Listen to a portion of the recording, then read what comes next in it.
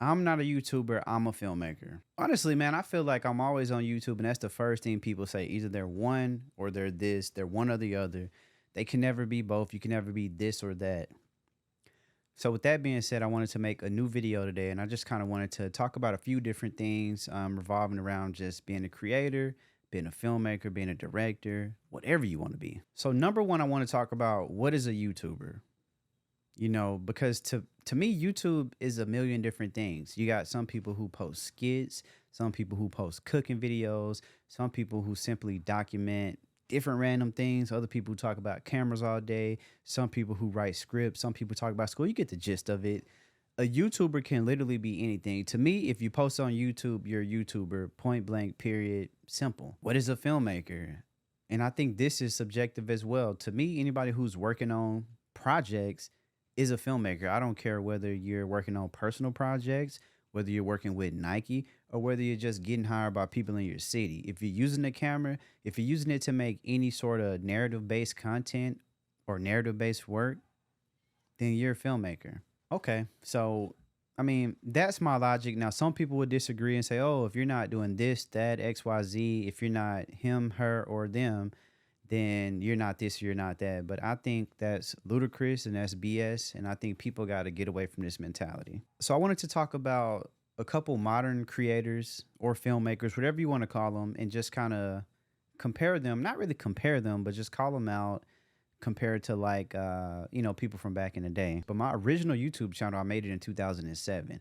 I want to say I was watching YouTube in middle school, probably 2005. Whenever YouTube first came out, 0605, like I discovered it, but I didn't make my official account until 2007. Some of the OG people from back then that are still around today, I think, the biggest one is probably MKBHD. Rooster Teeth was a big YouTube channel back then.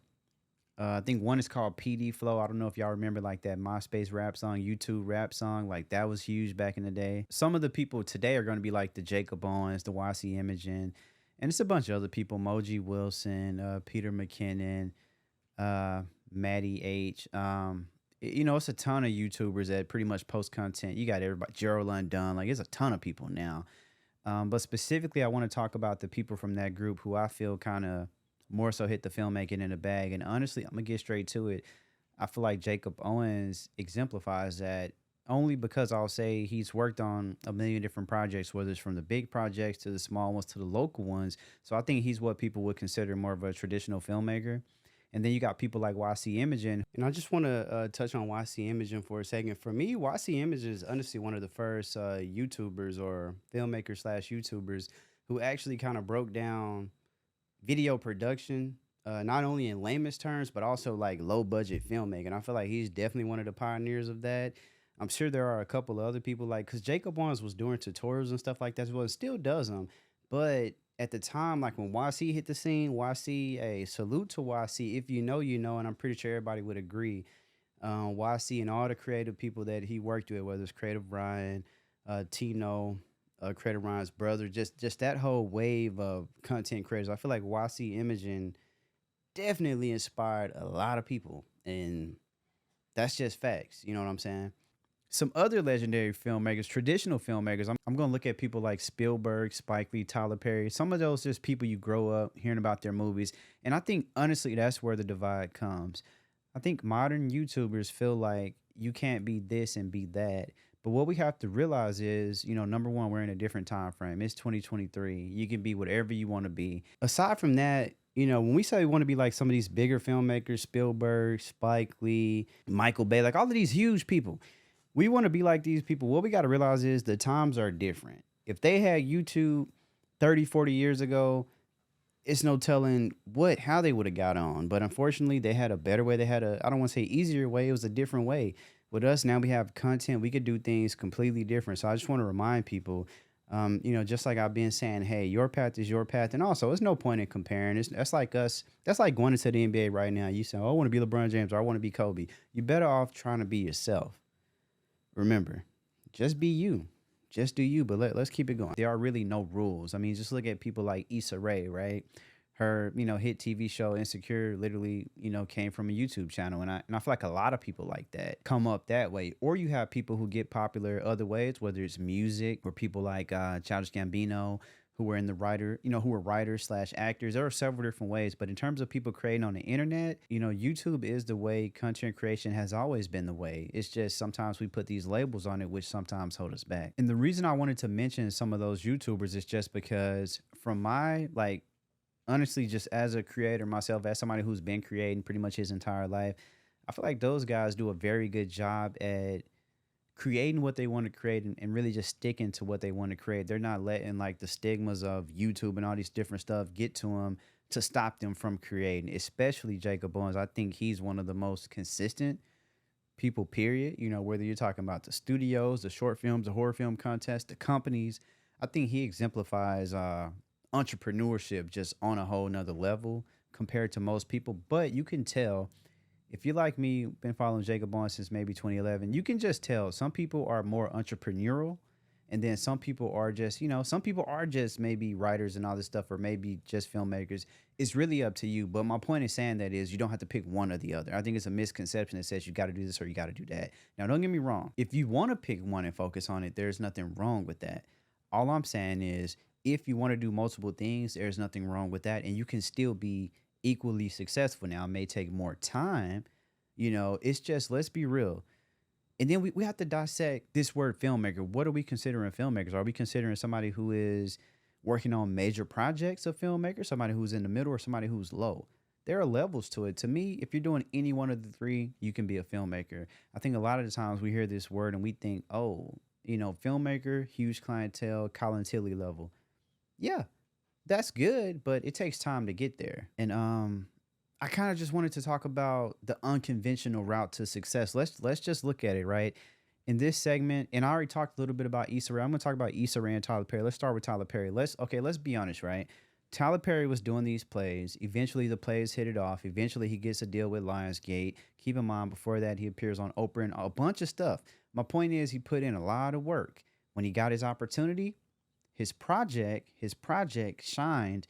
And when his project shined, he just kind of kept going from there. Look at Issa Rae, right? Awkward Black Girl on YouTube. Did the first season. The second season, boom, gets sponsored by Pharrell. Mind you, this is going, viral. Gets sponsored by Pharrell. Now look at her now. HBO deal. Acting. She was just in a Barbie movie. My point is, both of them had an unconventional route to success. I think oftentimes when people become successful, they usually have an unconventional route to success.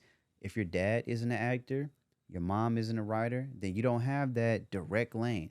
Even sometimes if you have all that, you don't have a direct lane. So number one, we got to just be honest with ourselves. My parents weren't born rich. I'm not rich. You're not rich. Therefore, we're going to have an unconventional route to success, meaning we got to do some things different. Don't get me wrong. You can learn from everybody, but your path will never be the same as theirs just because of trials and tribulations will never be the same. We all know that, but I think sometimes we need to be reminded. Now, let's talk about the stigma that comes with being a YouTuber and also the prestige that comes with being a filmmaker, right? So I think a lot of the times people who make videos on YouTube, there's a problem because a lot of people, I follow a ton of channels, right? Let's be real. People post the latest cameras, the latest reviews. Sometimes they post original content, even though technically that is original content. My point in saying that is this.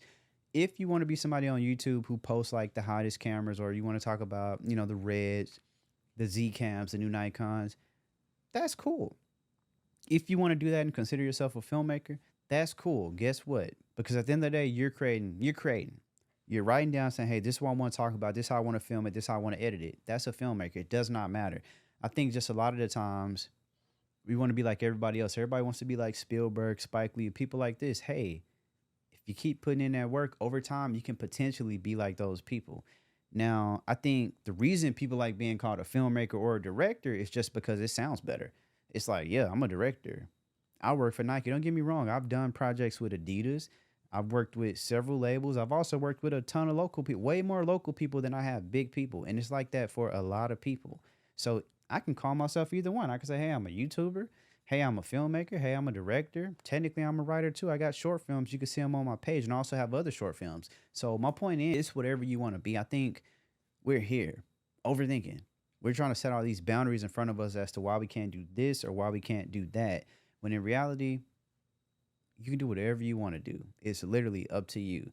The problem is when we pick these high level titles, whether it's to be a successful YouTuber, famous filmmaker, famous director, big time writer, I don't think people realize there's an unconventional route to success that comes with all of that.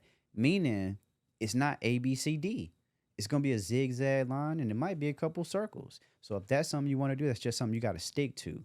So I just want to remind everybody, stick to what you want to do. Sometimes that can change, but you need to stick to it. That's all I'm saying. We got to be real. Is being a filmmaker slash director overrated? I think that just depends. Like I said, to me, I think people like those titles over YouTuber just because of the prestige. They sound better. It's like kind of like saying, oh, I'm the CEO or I'm the president of the company rather than just the accountant or rather than just the employee. Like I'm the boss. When you say that, people are like, oh, I'm a director. I'm a boss. At the end of the day, look, we all should be the boss of our life. I wake up every day and I'm confident and I'm happy, and you got to be the same way because at the end of the day, we got one life to live. So looking for that prestige, that's the problem right there. But I want to know from y'all's perspective, is it overrated? Is that title overrated? Does it even make a difference? Or do you agree with what I said, which is, to me, I feel like people just like it because it sounds better. At the end of the day, I just want to let everybody know you can be all of these things. You can be whatever you want to be if you put in the work to be what you feel like you can be. I just want to let you all know that, hey, you can do it too. Just get out of your head. You can be whatever you want to be. If you want to be the filmmaker, writer, whatever, YouTuber, anything, just do it. Just do it. Simple as that. Do it, be consistent, get good at it, and that's exactly what you will become. But now I want to know something from you all. What are you? Like, what do you consider yourself as now? Are you a YouTuber, filmmaker, photographer? What are you? Number two, what did you want to be? My very first YouTube channel, believe it or not, my very first video that I posted on YouTube was a submission proof video for GameBattles.com. Now, I don't know if y'all remember GameBattles.com, but this was about 16 years ago when Major League Gaming, way before Twitch and all that stuff, when MLG was really like, oh, this might be the big thing. And lastly, the question I want to ask, let's say you never become a filmmaker, a successful writer, or ever have like a popular YouTube channel. What's the problem with that? But yeah, I just wanted to drop a video today. This is a little bit longer than normal, but I wanted to talk to you all today because at the end of the day, it's all in our heads. If you put in the work, you'll get to exactly where you want to be. But it starts with putting in the work and it starts with believing. And for us creators, content creators, directors, filmmakers, writers, all that, we got to post our work. That's a big part of it. We got to find our audience and post our work. One thing for sure, you get nowhere in life just sitting. So, hey, we ain't doing none of that. I'm just saying.